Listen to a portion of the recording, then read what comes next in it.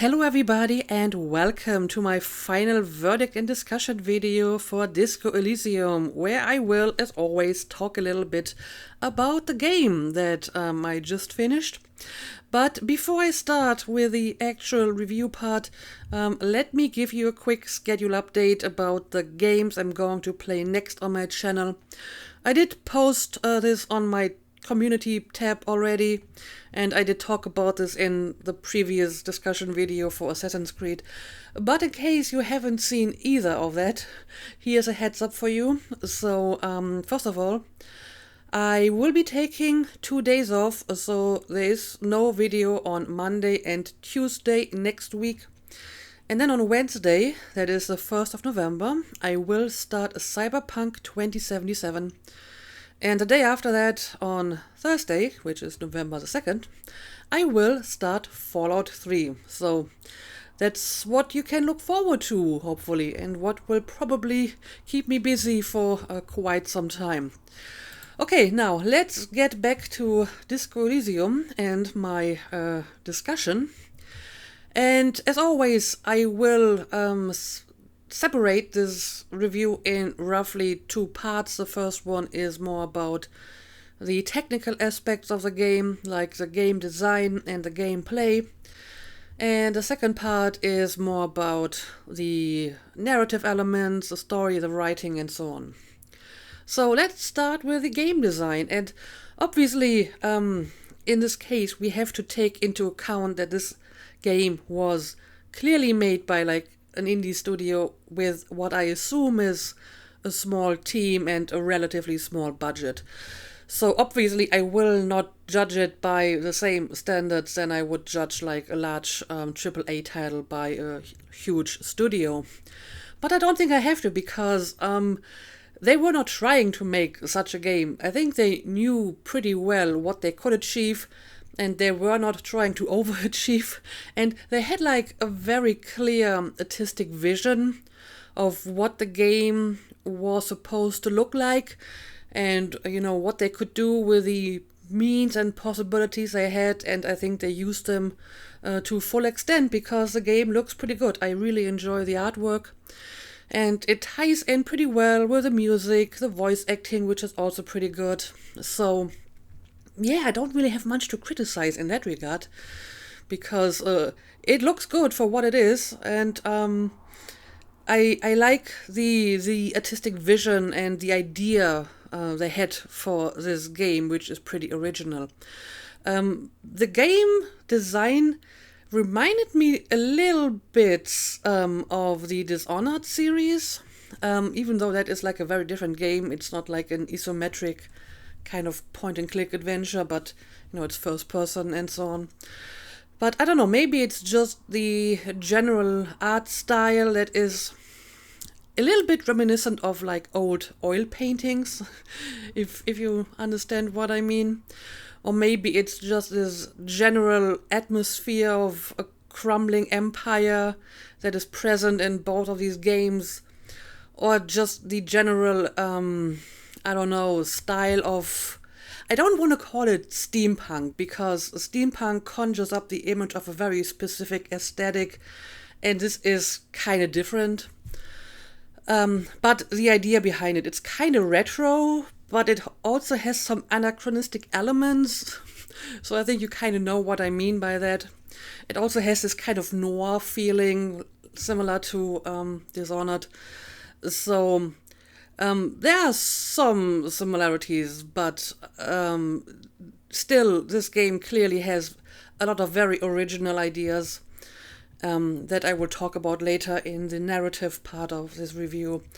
So yeah, I think this game is well designed, both in audio and video. Like I said, the voice acting is pretty good.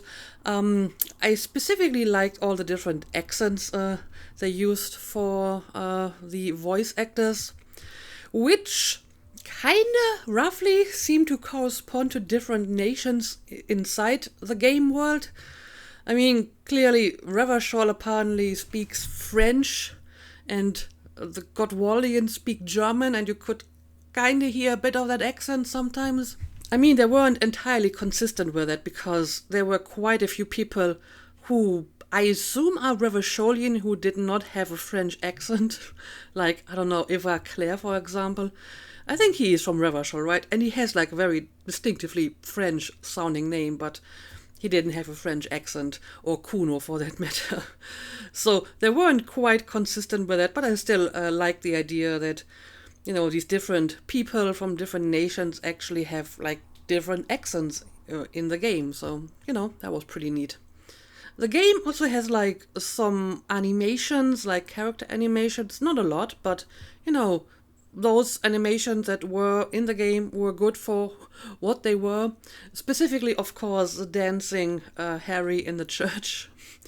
Now, I sometimes think that it might have been interesting to have actual animated character profiles instead of like the static profile pictures that would pop up when an NPC was talking to you. But on the other hand, facial animations are like tricky. And if you can't do it like well, then maybe you shouldn't do it at all, because then it just looks weird and dated. And then it's better to just have like a static artwork instead. And the game does not look dated. That's actually something I wanted to mention as well. Even though, you know, this game could have been released like 10 years ago, or maybe in 10 years, and I think it would still look fresh and new and not like something that is outdated or, you know, should be overhauled or whatever. So maybe not including half-baked facial animations is a good idea. Especially since like a lot of these static profile pictures are not actually people, but you know, the different voices inside Harry, so they wouldn't really have facial animations anyway. So I suppose it makes more sense to just have these very, you know, stylized profile pictures instead when some of the NPCs are talking to you. So yeah, I think that's really all that I have to say about the game design, because like I said, it's fine. It's perfectly well made. It looks good. The artwork, the world design, I will talk about this more later, is very original. So let's just move on to the next part, which would be the gameplay. And that is pretty interesting because the game combines like different genres, I guess. On the one hand, it is kind of like a traditional point and click adventure, right? You walk around, you click on stuff, you talk to people, and then you pick different dialogue options. The difference is obviously that it has also RPG elements mixed into it. So you have a lot of different quote-unquote skills that you can level up. And you have actual dice rolls to determine the outcome of certain situations. I will talk about these a little bit again later. So it's kind of a point-and-click adventure, kind of an RPG. And I think someone in my comments once called it like a visual novel. I think that also makes sense, especially the novel part, because this game certainly feels like it was written as a novel. For once, we have the dialogue from the NPCs, but even within that quote-unquote dialogue, you often have like narrative elements added, like he looks surprised or he turns to you and stuff like that. I mean, the voice actors always skipped these explanatory parts, but they were still there in the text, like, you know, they would be in an actual novel. And then you had different voices that would sometimes just start to give random descriptions of stuff going on around you, like perception, for example, or shivers sometimes would suddenly tell you certain sounds around you or certain sights around you, and not all of them were really important for the story as such. It's more like what you would find in a novel to just describe the general setting that you are in at the moment. You might argue that at some point this was done to an extent that it was a very obvious violation of show don't tell. So they describe to you how the place looks like when they could just show you. But I mean, due to the isometric nature of the game, there's only so much you can do in terms of showing you what's around you. I mean, there are other clear violations of show don't tell to a point where I think it is intentional. Just look at Encyclopedia. Encyclopedia is basically the embodiment of a show don't tell violation. Is it not? Just, telling you all these details that aren't even important. But again, this is something I will maybe talk about later in the narrative part of this review.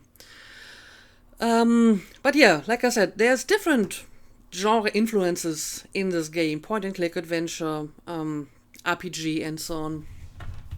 And like I said, the RPG part specifically becomes apparent in the skill checks, when you have to roll a dice and it will determine the outcome of a certain situation. Now, I can see that this could potentially be a source of frustration if, you can't continue a certain story path because you're locked out via random chance. Luckily, the game doesn't leave you at the complete mercy of the dice. Instead, they give you the option or the ability to collect these bonus points, so to speak, and then you might be able to pass skill checks easier. Now, to be fair, you can also collect negative points, but that doesn't seem to happen that often. And that's a good thing, because once you know that you can collect bonus points for certain, dialogue options or whatever, you're really encouraged to be thorough, to talk to people, to look around and to explore a lot more than before, because, maybe something will come out of it. Maybe this will give me some information that will be useful in a skill check later. And if negative points would have been too common, it might have had the opposite effect. As a matter of fact, it kinda already had this effect to some degree. I mean, sometimes I was unsure, should I still take this dialogue option here before doing the skill check, or will this give me some negative points? I got negative points for the karaoke skill check because I touched the microphone or something. I mean, some of these interactions that gave you points, negative or positive, are so random that you can't really predict what's going to happen. So I was always a little bit worried that if I pick one dialogue option, it might punish me for the next skill check. But in the end, I mostly picked these options anyway, since there were more positive points and negative points. So I'm glad that they didn't add more of these minus points that could negatively affect your skill checks, because I think that could have been frustrating, and that could have been potentially, discourage me from actually talking to people using options that I otherwise would have used. So, I like that the game does, for the most part, reward thoroughness.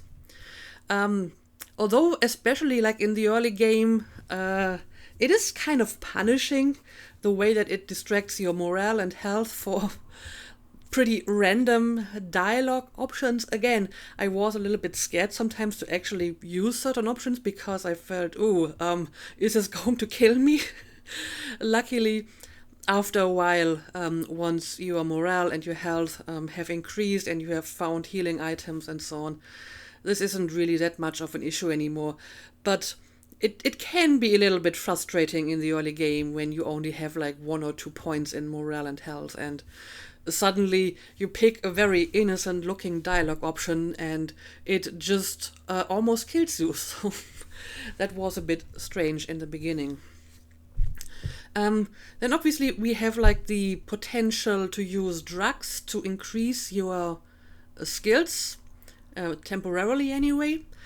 Now, I'm not sure how the drug use affects the overall story, maybe the outcome of the game. I would like to think that I didn't really use them a lot because I was worried that maybe there will be negative consequences if you use drugs too often.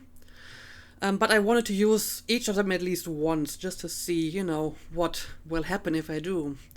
So I think I used the speed once, I used cigarettes once, and I did use alcohol a few times, maybe like 3 times or so.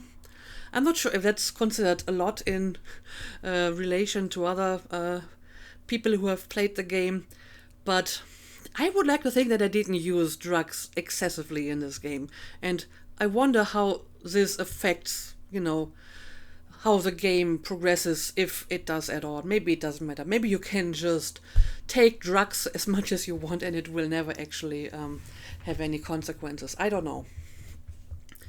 So yeah, I mean, overall the gameplay was pretty straightforward, but it did what it was supposed to do, and once you got used to it and kind of learned how it functions, it wasn't quite as frustrating as it was in like the first few hours of the game, because at the beginning I was a little bit worried about that, but it was fine.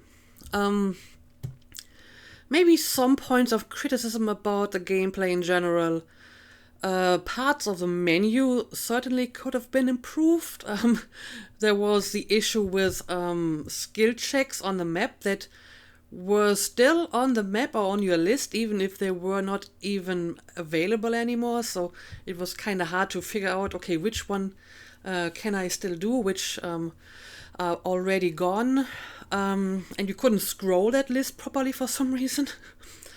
And then we have like the inventory, and after a while, the inventory with all your, pieces of clothing, it got so big that it took a long time to find the items you wanted to use. It would have been nice if you could have like filtered it for like, oh, I want to see all the items that increase logic or whatever. I don't know. Maybe the makers of the game didn't anticipate that players would try to game the skill checks in that way, that they just exchange their outfit for each skill check. But I feel that is something that you should probably anticipate in a game like this. So maybe we're not supposed to just put on a different piece of pants when we need to pass a logic skill check or whatever. But I mean, in the end, it definitely was useful to do so. There weren't like a lot of skill checks that were still locked for me at the end, and most of them were like the psychic ones, like the purple ones, because that was my least developed skill.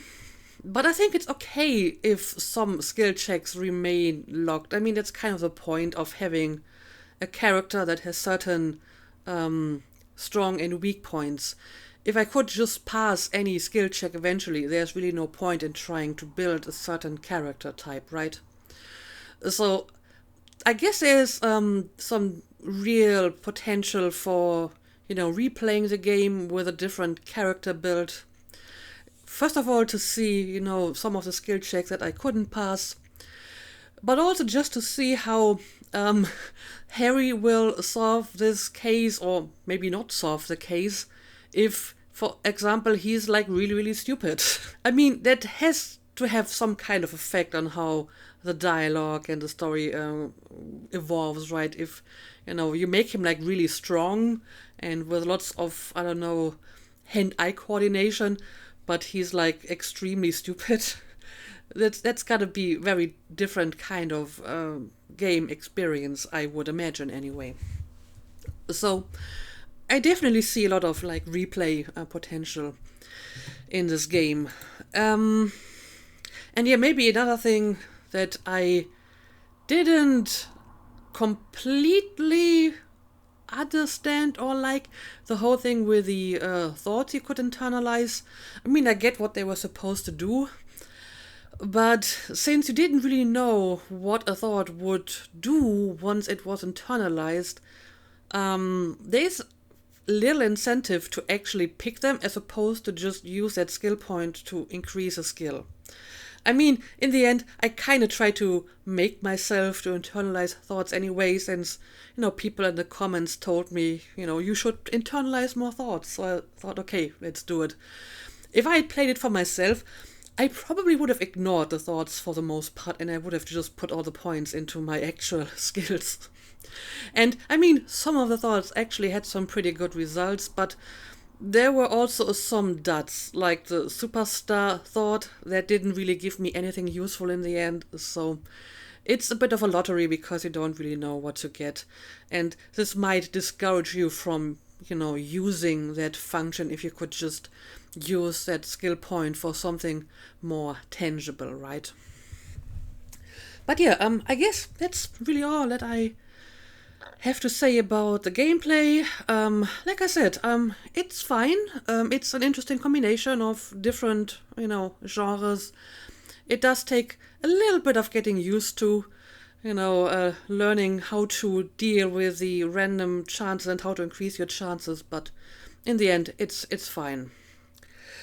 So, let's move on to the next part, which is the story and all the other narrative elements. And I think the first thing that I really need to mention here is the world building and the overall lore of this game, which is really quite exceptional. Lots and lots of work was put into, just coming up with the setting and the history and how the world functions in Elysium. Apparently that's how the world is called in this game. You might even argue that there's almost too much world building in this game and too much detail that is spent on the lore and background information that isn't specifically relevant to the story.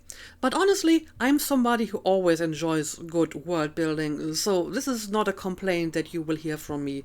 I like learning about in-game lore, so this is fine with me. But I can see that maybe other people say, this is too much, I don't really want to hear the history of, like, the River Sholian kings or whatever. So, this is certainly not everyone's cup of tea. But yeah, world building gets a thumbs up from me. In addition to that, obviously, there's a lot of other elements put into the writing that is not specifically related to, like, the story and the characters. There's the political element that I will talk about later.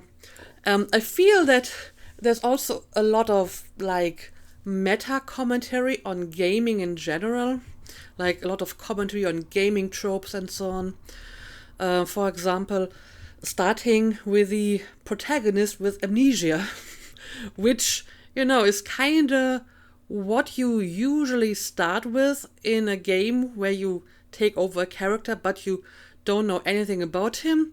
And not only do you not know anything about him, the character typically knows nothing about the world that surrounds him, so he has to ask a lot, what is this, and tell me more about that. And it makes sense in this regard to just say, yeah, well, your character has amnesia, that's why he has to ask all of that. I actually remember that long time ago, like, I don't know, 10, 15 years ago, when I don't even know what game I was playing at that point, but I thought it would be nice to have a game with a character who has amnesia, because it would explain why you suddenly wake up in a world where you know nothing about.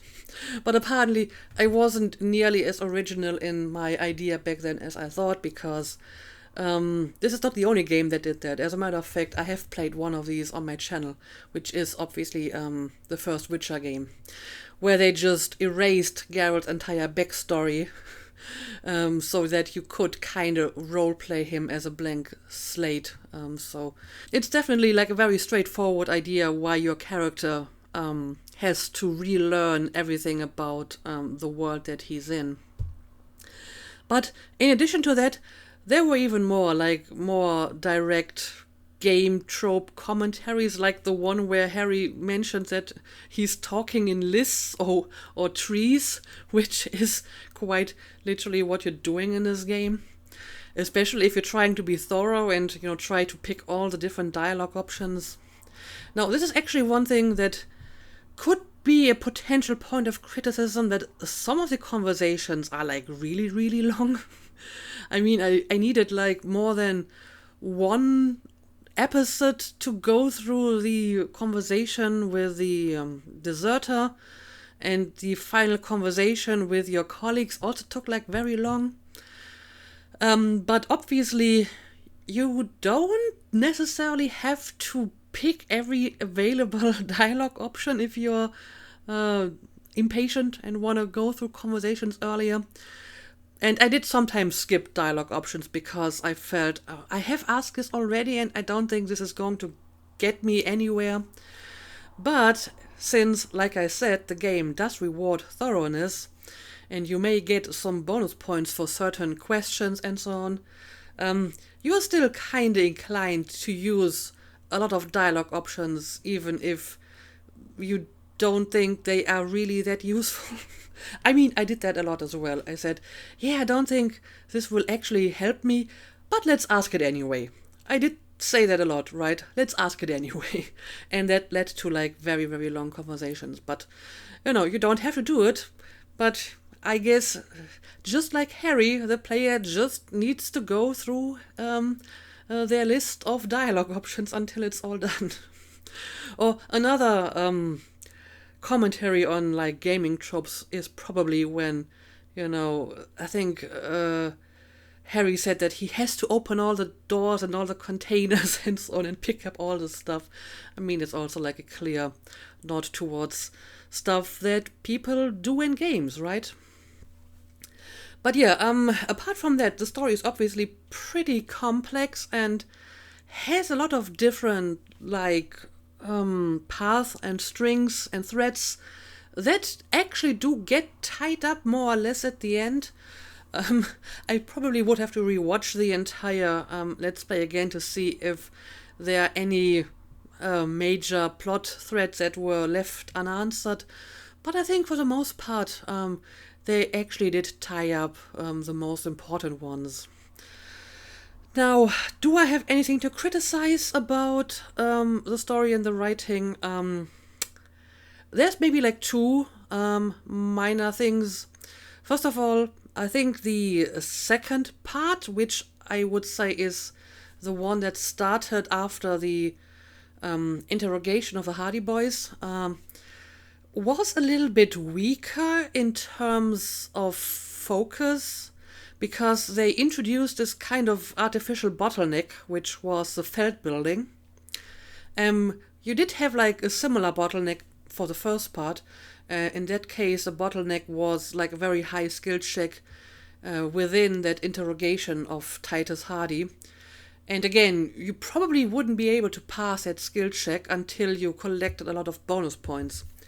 The difference is that in this case, these bonus points actually had a clear relation to the skill check. You had to do the autopsy, you had to find the hidden passage, and you had to collect all that information that you could use to pressure Titus into giving you the information that you wanted. In case of the Feld building, that wasn't really the case. It was very non sequitur. You just have to do a bunch of random stuff that isn't really connected to this building or mural, and then you can come back. And I think all that it did was tell me to look for a door, but then I didn't pass the skill check for the door. So in the end, I ended up climbing up the ladder that has been in plain sight the entire time. So I could have seen this earlier. So yeah, I think they just needed an excuse why they, wanted to make you do all these other side quests, like, the church and so on. Now, to be fair, some of these side quests were pretty interesting, but I'm not sure why they had to make you do them with that excuse of, you need to collect these points to read the mural or whatever. Especially since I would have done all these side quests anyway, because, I like to be thorough and I like to do all the quests that are available. So this artificial bottleneck at the Feld building felt a little bit, well, artificial. But then this bottleneck was followed up by what I think was maybe the best and most exciting part of the entire game, which was obviously the tribunal. And what I liked about the tribunal, and that's kind of similar to also the interrogation, is it gave you a good sense of satisfaction that you could pass these skill checks because, yes, I did my due diligence and I found like enough bullets to shoot these guys, and I was able to collect all of these points. And again, for the most part, they had some real connection to, what happened. For example, I think I could... I had better chances to shoot at one of the mercenaries because I internalized the thought about the armor, because I figured, okay, this gives me like very specific information about the armor. This is something that I should do. So when I, finished that tribunal and I was still alive and I was able to pass all the skill checks with pretty good chances. I think I had all of them almost over 90%, and I think one was over 80%. I felt pretty good about myself, and that I managed to prepare myself for this tribunal in a way that I wouldn't fail.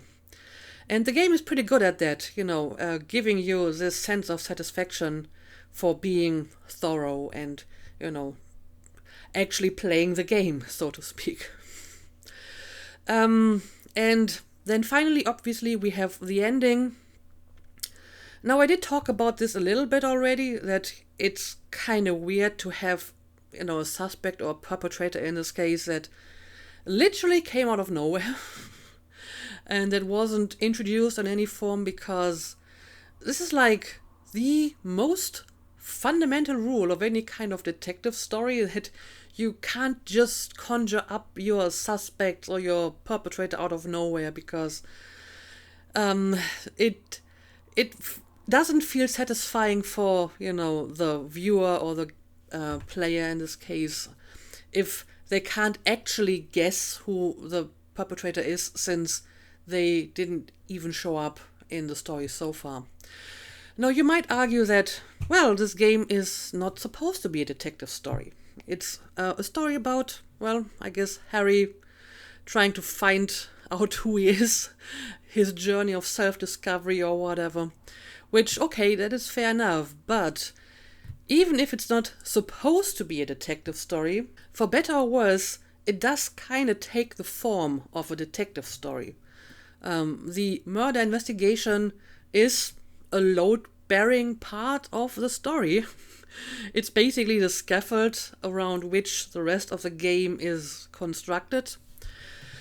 So you can't really blame people for interacting with the story like they would with a detective story. That is, collecting clues, analyzing clues, coming up with suspects, trying to connect the dots. And if then at the end you find out, oh, well, this is just a random guy we've never seen before, well, it's a little bit anticlimactic. So I'm not the biggest fan of that, especially since I feel they could have just included him at some point in the game.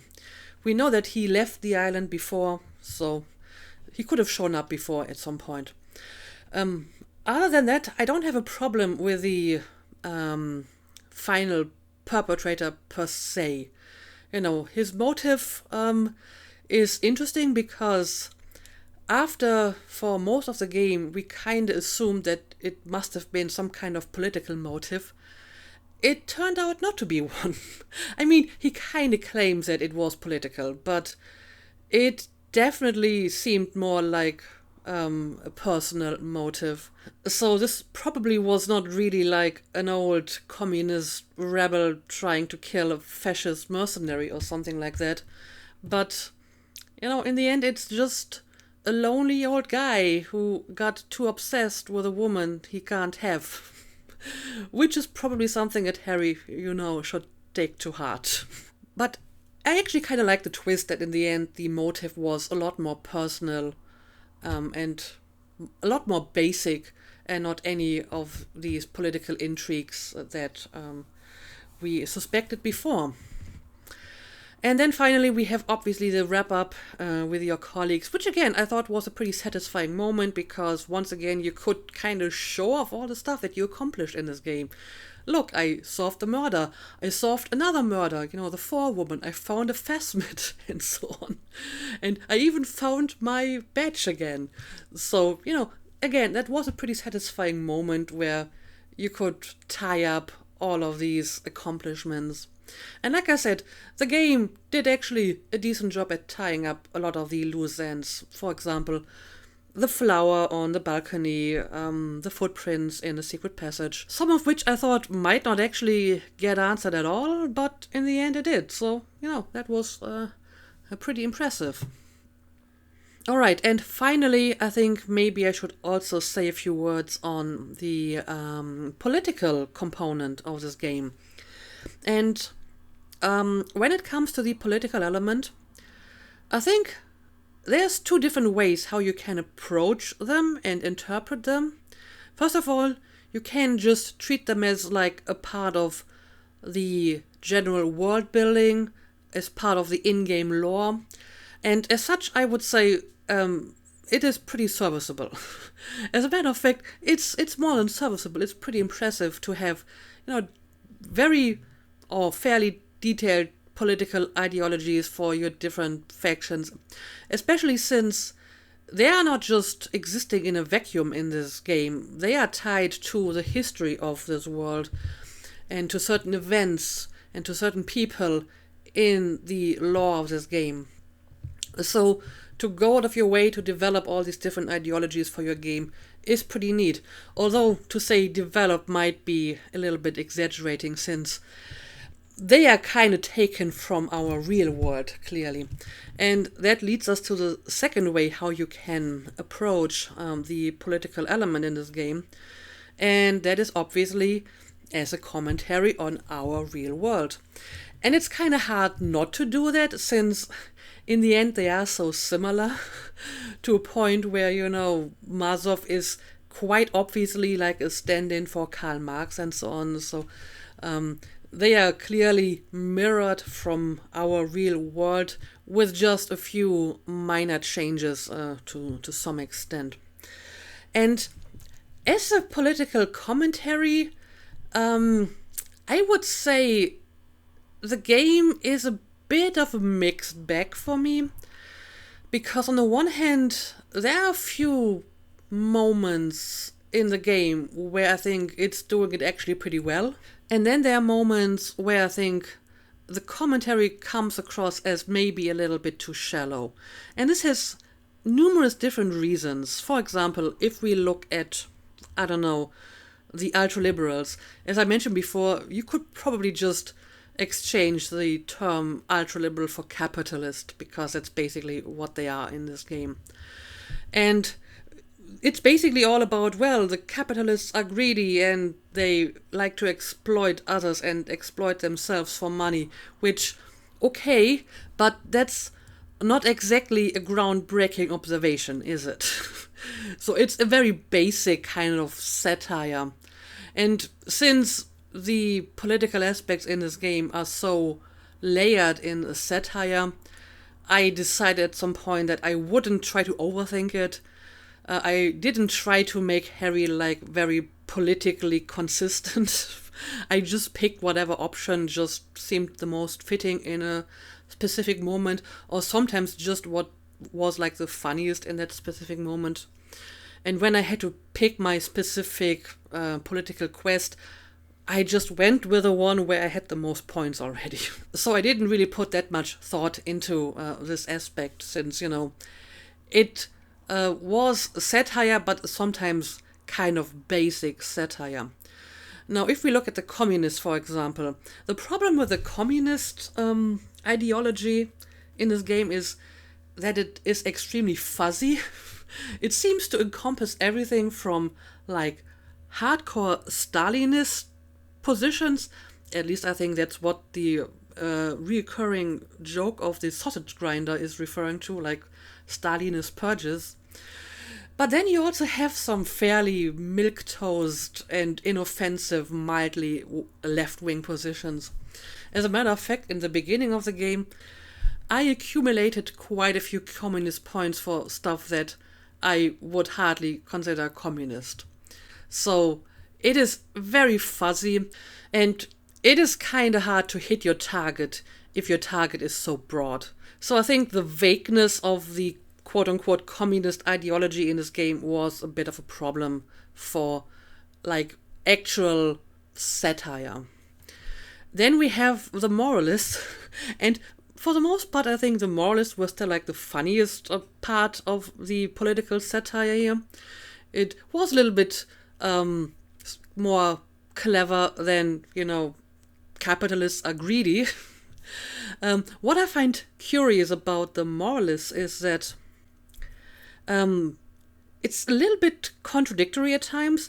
I already did mention at some point during the game that they were always kind of changing back and forth between saying that the moralist path is kind of like a middle path, being reasonable, and just try to find a compromise between different opinions.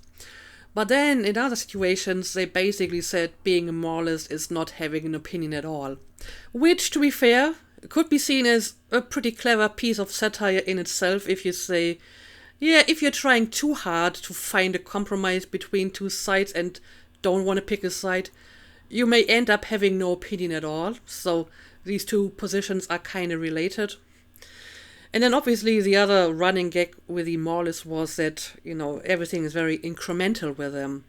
The funny thing is, however, that the way the moralists are presented in dialogue doesn't really seem to conform to how they are presented in the world building itself, because within the dialogue they kind of come across as kind of timid, too scared to actually make a stand, too scared to have an opinion, too scared to push for any kind of change.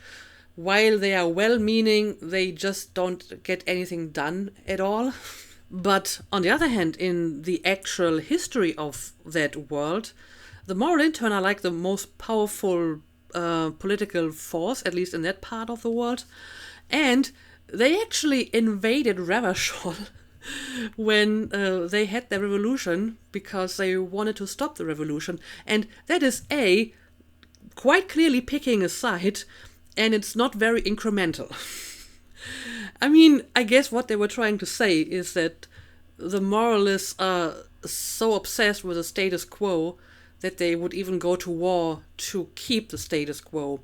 But then again, they didn't really restore the status quo because they didn't just bring back the king. So they've basically put down the revolution and forced moralism on them.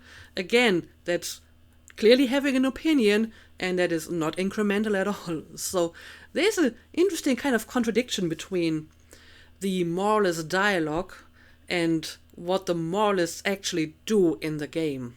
Again, this might be completely intentional to kind of showcase a bit of hypocrisy here. I don't know. And then finally we obviously have the fascists, which again is a little bit hazy since apparently in this game this also means royalist. I mean, all the old supporters of the Ravasholian king kind of fell into the fascist branch, I suppose. And yeah, okay, I guess this can go hand in hand, but political scientists will probably tell you that this is not exactly the same either. Also, I gotta say this, I think the fascist dialogue is kinda where this attempt at satire fell apart a little bit, because I think that like 90% of the fascist dialogue isn't really satire. That's what fascists actually say, verbatim. So it's kind of hard to make a parody of that, right? I mean, to be fair, the same could be said for a bit of the ultra-liberal and the communist dialogue as well. But I felt it was specifically noticeable with the fascist dialogue options, which is also why they always were the ones that stood out the most, and the ones that were almost always the most easily recognizable dialogue options, because that's just what fascists say. And again, the observation that, racists are being racist is not exactly groundbreaking. So, like I said, sometimes I feel the political commentary was a bit shallow or just a little bit off. However, there were also some moments where I thought they did a pretty good job at it. And that is mostly whenever they actually try to focus a little bit more on specific points. For example, the conversation with Measurehead. Again, that was a whole lot of fascist talk, but they nudged it just a tiny little bit further to completely demonstrate the absurdity of that whole racial theory, because suddenly he was talking about, I don't know, genetic engineering and experimental chimeras and potatoes and donkeys that are sterile because they are different species, and it just ended up being a completely nonsensical word salad. And I thought that actually was a pretty neat piece of satire. I enjoyed that one quite a bit. And the other one that I would like to highlight in particular was basically the communist quest when you talk to Steban and Olixis, because I don't know, I kind of liked that one. It was like a very good representation of, let's call them coffee house communists. I mean, clearly these two guys, they were young, idealistic, well-educated, and probably not working class. They have not experienced the revolution. They probably never experienced communism.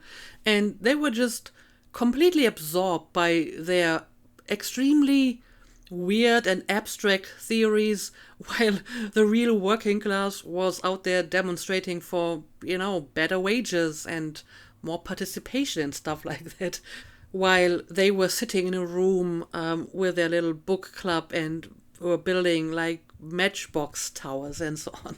And while this is maybe not an entirely original observation either, I think it was pretty well done. I actually really liked the communist quest. And I guess maybe if you replay the game and try one of the other political quests, they will manage to, include a bit more focused and sharper, satire in those as well.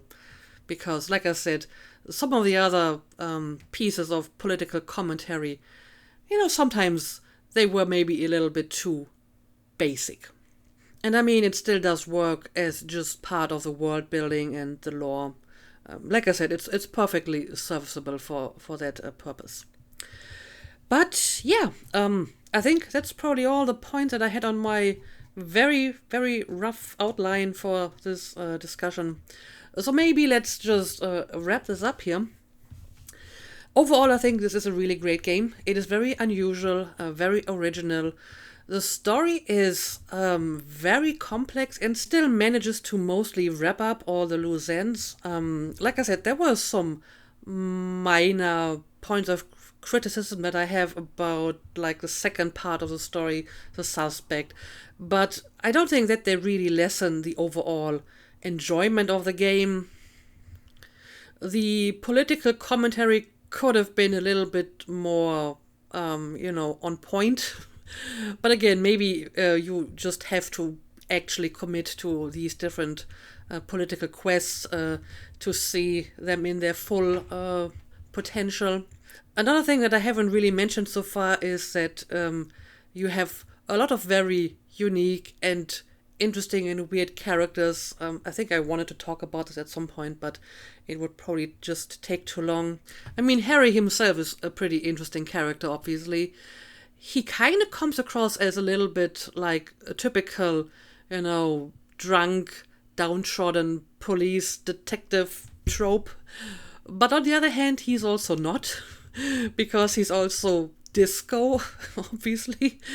And like I said, I would kind of like to see how Harry and his character and his overall demeanor changes if you completely change, his attributes at the beginning of the game. I feel this must have like some profound effect on Harry's character as a whole. Also, let me give like a special shout out to just the general bromance between Harry and Kim. Who doesn't enjoy a good bromance? And just considering how it started out at the beginning, they really came far throughout the course of this game. But yeah, overall, like I said, great game. Maybe not a game for everyone. You certainly have to have the patience for a lot of dialogue. You have to be thorough if you want to pass all the skill checks. But if you don't mind that, then I think this game will give you a very unique and interesting and unexpected non-detective story. But I mean, the detective story, even if it's not like the main purpose of the game, was still pretty decent and still pretty well written, except for, the part with the suspect just showing up at the end. So yeah, I will give this a thumbs up. I'm glad I played it, even though this is not like the typical kind of game that I usually play on this channel. And I hope that you enjoyed watching this as well, even though it's not like the typical kind of game that I play. And I already mentioned what I'm going to play next. It's going to be something rather different, but maybe you will be interested in that as well. So hopefully you will join me again on my next journey. But for now, I'm just going to say thank you for watching and see you again next time.